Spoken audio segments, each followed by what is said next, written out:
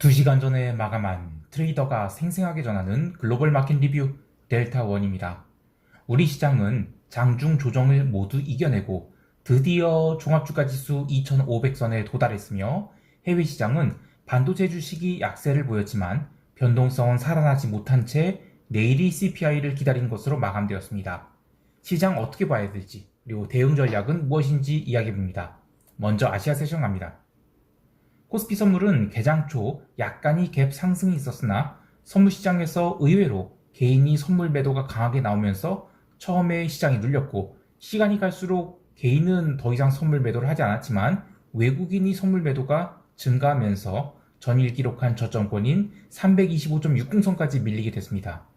하지만 선물만 그러했고 현물 시장에서는 꾸준한 비차익 매수가 들어오면서 시장을 잘 받쳤는데요. 긍정적으로 해석할 부분이 여러 가지가 있어요. 우선 연기금이 무려 1200억 넘는 현물 매수를 했다는 것입니다. 또 연기금 현물 매수가 바스켓 매수예요.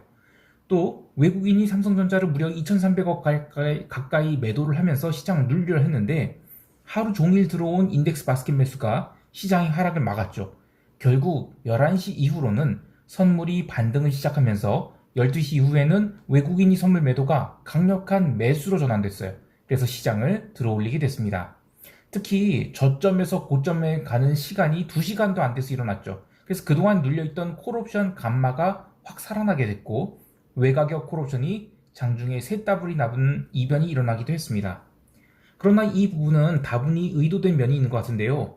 이번 옵션 만기 특징이 극심한 변동성 매도인 상황이죠. 그래서 그런데 현물은 나름 계속 매수가 들어오고 있어요. 그럼 시장이 하방 경직을 보이는데 그렇게 되면 시장이 눌렸다가 하방 경직이 딱 나온다. 그러면 콜옵션 환매가 빠르게 나올 수 있어요. 그런 식으로 콜옵션 감마를 살리는 형태로 움직이고 있는데 이것은 여러 차례 시황에서도 얘기했지만 적은 비용으로 인덱스 종목을 매매할 수 있게 해줘요. 가령 오늘 삼성전자 한 3천억을 매도해야 된다. 그럼 장 초반에는 1천억 정도를 일단 매도하죠. 그리고 시장에서 그렇게 매도를 하면 개장 후 30분도 안 돼서 삼성전자를 1% 이상 밀어내게 돼요. 거기서 알고리즘 매도로 계속 매물을 쏟아내지만 시장이 받쳐주는 데는 한계가 있죠.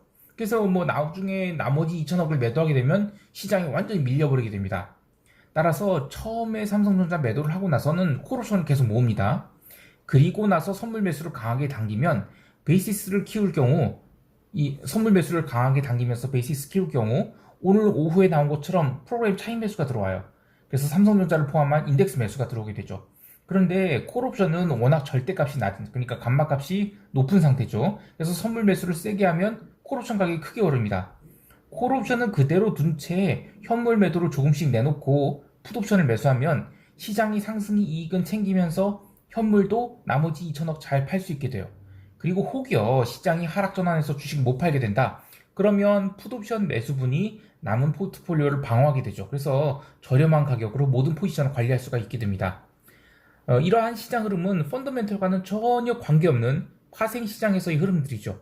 따라서 이런 흐름으로 개별 종목이 움직였을 때 이것이 오버슈팅을 주거나 언더슈팅을 주면 역이용할 수 있겠습니다만 기본적으로는 시장이 과도하게 껌딱지로 붙어 있다면 그만큼 적은 비용으로 시장을 움직일 수 있다.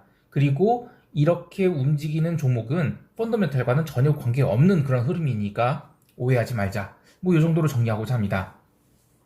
옵션 시장에서는 기존 흐름대로, 그러니까 콜 클래스에서는 여전히 롤링업과 환매가 나왔고, 그러니까 위를 바라본다는 얘기예요. 또 풋 클래스에서는 대량의 옵션 매도가 골고루 쌓였습니다. 하락은 아직 없다라고 할 수 있는데 아쉽게도 방금 마감한 해외 시장이 어느 정도 눌렸는데다 종목도 하필이면 반도체예요. 그럼 우리 시장은 어느 정도 눌릴 수가 있겠죠? 근데 기본적으로는 변동성 매도의 흐름이 이어질 것으로 보입니다. 차월물인 9월물 옵션 또한 풋옵션 매도 중심의 양매도 장세가 진행되는데요. 이제 V코스피 지수는 16포인트까지 밀렸죠. 올해 들어서 기록한 가장 낮은 수준인 15포인트에 1포인트를 남겨둔 상황입니다. 기관들 또한 오전장에는 부지런히 양매도를 하다가 오후에는 포지션을 걷어내고 있는데요. 아직까지는 현물 매수가 시장을 받치고 있어서 급락이 나오지 않고 있습니다만 잔존일이 지금 이틀밖에 안 남은 상황에서 이제는 위쪽으로 돌파하는데 실패한다. 그러면 콜옵션 325를 순식간에 휴지를 만들면서 밀어볼 수도 있어요. 여하튼 당월물 옵션 매수 베팅은 콜이든 풋이든 부담스럽게 느껴집니다. 이럴 때 쓰는 말이 안 하고 말지 또는 안 먹고 말지 이런 것들이에요. 무리해서 당월물 옵션 매도에 베팅하거나 옵션 매수를 했다가 스트레스만 가득 받을 수 있습니다. 결코 무리할 필요가 없습니다. 자, 이제 유럽 세션 넘어갈게요.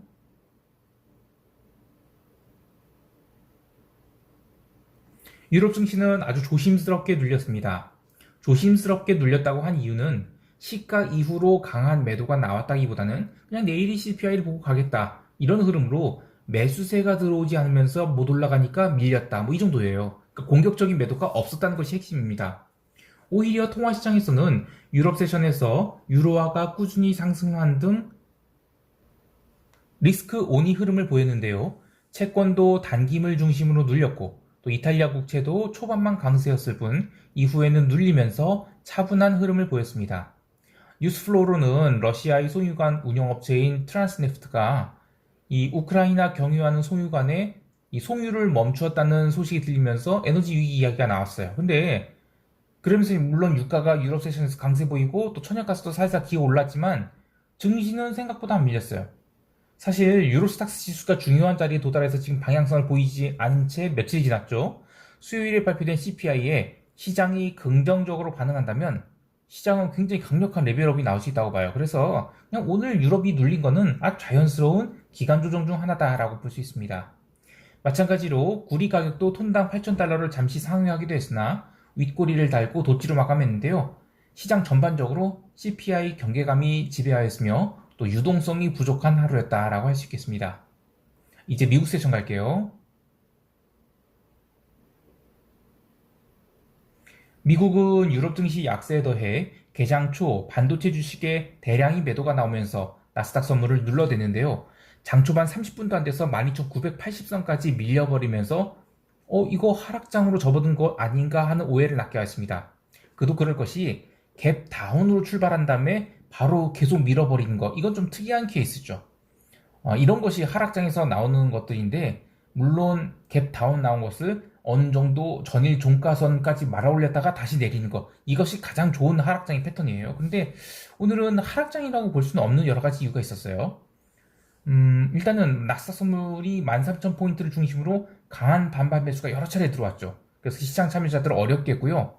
또 새벽 2시 이후로는 꾸준하고도 점진적인 매수가 들어와서 어떻게든 13,000포인트 위로 마감을 시키는 데 성공했습니다. 이렇게 시장이 음봉을 만들긴 했어도 기술적으로 아주 정확한 이평선 자리에서 자연스럽게 아래꼬리 만들고 올라왔죠. 그래서 여전히 시장은 일방적인 하락은 없다고 할 수 있겠습니다. 그리고 이렇게 되면서 장중에 23포인트를 넘겼던 변동성 또한 윗꼬리를 달고 밀려버렸습니다. 아직 CPI 경계감이 있지만 변동성 지수는 여전히 1포인트 이상 콘텐고이고요. 또 변동성이 급격하게 튈 가능보다는 그냥 확실하게 변동성을 레벨 다운 시킬 가능성이 높아 보여요. 오늘 이 지수 하락이 반도체 중심으로 나왔고 마이크론 마이너스 3.8%, AMD 마이너스 4.8, 엔비디아 마이너스 4.29 굉장히 큰 하락이 나왔음에도 불구하고 지수 자체의 변동성이 터지지 않았다. 이런 점에서는 그냥 시장이 하락 전환했다기보다는 반도체가 워낙 최근에 강했으니까 자연스럽게 눌렸다. 이 정도로 볼 수 있겠어요. 자, 그런데 개별 종목 중 이 코인베이스가 마이너스 14% 급락이 나온 등 이 과격한 흐름이 또 나왔죠. 어제 그리 달렸던 게임스탑, ANC 엔터테인 같은 이 밈 주식도 오늘 7% 넘는 그런 강한 눌림이 나왔습니다. 이런 거는 시장이 건전한 모습은 아니에요. 그나마 다행인 것은 금융주는 골고루 강세를 보이면서 다시 박스 돌파를 기다리고 있고요. 또 이번 CPI 발표에 대해서 이런저런 이야기가 많아요. 원자재 가격 내려갔는데 그렇다고 해서 기업들이 물건값 바로 내리는 거 있냐? 없다. 그래서 CPI가 내려갈 것이라고 보는 것은 오버액션이다. 그러니까 금리 상승에 베팅해야 된다. 여러 가지 이야기가 많은데요. 저는 이미 단기물 채권 시장은 어느 정도 반영한 부분이 있다고 봐요. 오히려 증시가 어떻게 반응할 것인가 관건인데요. 증시가 강하게 튀어오르는데 성공한다? 그러면 해석이 어떠하든 다음 주부터는 숏을 본격적으로 쌓을 수 있을 것 같아요. 그러니까 시장은 이 포모성 슈팅으로 상승세를 마무리할 것으로 보는데요. 반대로 CPI 발표와 함께 시장이 밀려버린다? 그러면 시장은 기간 조정이 아닌 가격 조정을 보지만 수요일에 눌리는 것은 목요일 종가에는 또 매수로 받아서 이번 주 주봉은 그냥 아래 꼬리를 달고 올라간다 이렇게 보고 있어요. 그러니까 중요한 것은 CPI에 대한 해석이 오늘과 내일 일관되게 나타날 것인가인데 저는 그렇게 안 나타날 것 같아요. 여전히 박스 상단에서 계속 왔다 갔다 할 것 같거든요. 그래서 상승적으로 나타나든 하락적으로 나타나든 시세가 하루 이상 가지 않을 것으로 보고 있습니다. 마지막으로 시장에서 챙겨볼 것 하나 더 이야기하면 시장 심도가 대단히 낮아요. 장중에 분봉으로 양음양이 반복되기도 하고 또 추세 상승 출발인 줄 알고 따라갔다가 뒤집히기를 여러 차례 반복하면서 지금 꼬리들을 만들고 있죠. 이달 마지막 주는 되어야 트레이더들이 휴가에서 복귀할 것으로 보고요. 그러면 그때야 시장 심도가 좀 올라갈 것 같아요. 그래서 이달 마지막 주는 되어야 좀 방향성 베팅을 할 수 있는 것 같고 지금은 그냥 방향성 베팅 무리하게 하지 말고 적절한 수량으로 매매를 하고 또 수수료는 좀 더 나온다 하더라도 계속 부분적으로 이익 실현, 그러니까 이른바 먹튀를 했다가 다시 포지션을 잡는 식으로 손익 관리를 하는 것이 좋겠습니다. 자, 요건데 아직은 위든 아래든 강력한 추세가 나올 때는 아니라고 봅니다. 이제 시장 총평하면서 대응 전략 이야기할게요.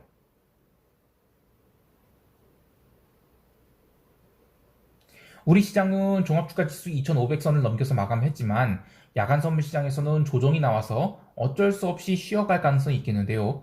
시장이 옆으로 누우면서 쉬어갈지 아니면 거친 가격 조정을 줄지는 모르겠습니다만 옵션 만기 이틀을 남겨놓은 상태에서 급락보다는 기간 조정의 가능성이 더 높다고 봅니다. 다만 이렇게 되면 당월물 만기까지는 별일 없어도 이 9월물이 근월물이 돼서 거래가 활발해지면 콜옵션이 환매에 대한 요구가 상당히 클 것이죠. 그래서 시장이 웬만큼 오르기 전에는 콜옵션 매도는 최대한 조심하는 것이 좋겠습니다. 수요일 시장은 갭다운이 크게 나오지 않는다면 여전히 롱 관점 갖고 대응할 것인데요. 다만 CPI를 앞두고 포지션 키우는 것은 적절하지 않기 때문에 9월물 풋옵션 매도를 장중에 한해서 단기로 진입했다 청산한 전략 요 정도만 생각하고 있고요. 방향성을 키우는 것은 다음 주에 본격적으로 진행할 계획입니다. 해외 시장에 대해서는 이탈리아 채권 매도 좀 줄이려고 했는데 아쉽게도 체결시킬 가격까지 내려오지 않았어요. 그래서 그대로 밀고 가고요. 그리고 CPI 발표의 유로화가 어떻게 움직일지가 굉장히 중요합니다. 지난주 미국이 논팜이 잘 나왔을 때 달러가 강세를 보였죠. CPI가 강세로 나왔을 때 달러가 똑같이 강세를 보일지 이게 굉장히 중요해요. 근데 달러가 지금 너무 중요한 기로에 서 있는데 기본 전망은 저는 달러가 약세를 보인다에 베팅을 하고 있어요. 베팅을 할 거예요. 근데 달러 약세가 엔화 강세로 나온다? 그러면 증시는 굉장히 부정적일 겁니다. 근데 달러 약세가 유로 강세로 나온다? 그러면 증시는 긍정적으로 봐요. 그리고 유로엔도 바닥에서 아주 예쁜 상승이 나옵니다. 그래서 이 부분은 시장 반응 보고 즉시 대응할 계획입니다. 이벤트를 하루 앞둔 시장 무리해서 대응하지 않기를 바랐고요. 이상 델타원이었습니다. 감사합니다.